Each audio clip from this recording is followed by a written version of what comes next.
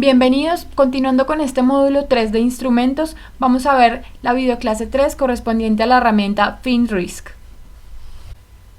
Retomando el enunciado inicial de este módulo, cuando hablábamos de enfermedades que son potencialmente detectables en fase temprana y que su intervención precoz es costo efectiva, pues la diabetes tipo 2 cumple con esas características. Se ha evidenciado que su prevalencia en todo el mundo continúa en aumento.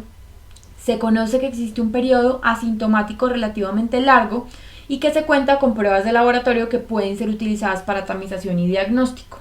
De manera adicional, se ha vinculado a la diabetes como una de las mayores causas de enfermedad cardiovascular.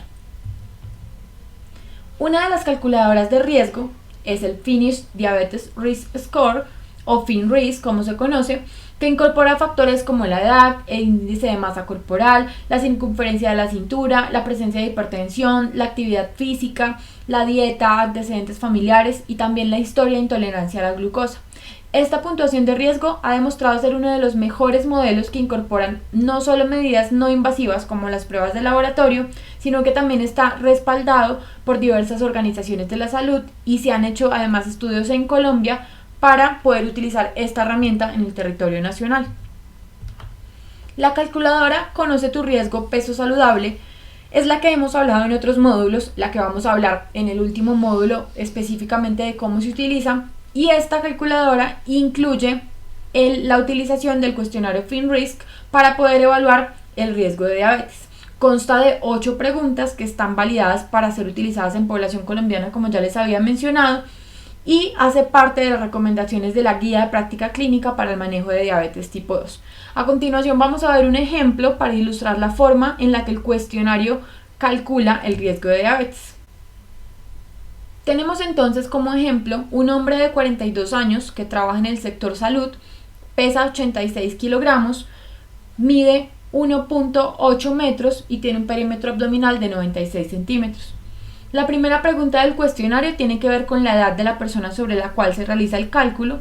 La pregunta establece 4 rangos de edad como opciones de respuesta y cada rango tiene asignado un puntaje. Para el caso del ejemplo, el usuario tiene 42 años, que se ubica en el rango de menores de 45 años y le asigna un puntaje de 0. El puntaje resultante de cada una de las preguntas se va sumando hasta luego obtener el total. La segunda pregunta del cuestionario busca identificar el índice de masa corporal del usuario, usando la fórmula que conocemos, y para poder contestar esta pregunta el usuario debe tener a su disposición los datos de peso en kilogramos y de estatura en metros. Al igual que con la primera pregunta, se establecen 3 rangos de índice de masa corporal y cada rango tiene un puntaje específico. En el caso del ejemplo, el índice de masa corporal es 26.5, lo cual ubica el resultado en el rango entre 25 a 30 y le da un puntaje de 1. La tercera pregunta busca identificar la presencia de obesidad abdominal de acuerdo a los puntos de corte de perímetro abdominal, tanto para hombres como mujeres, y para poder contestar esta pregunta el usuario debe contar con una medición del perímetro abdominal o circunferencia de la cintura, y en esta pregunta se establecen 2 puntos de corte, tanto para hombres como mujeres, y al resultado se le asigna también un puntaje que se suma con los resultados de las preguntas anteriores.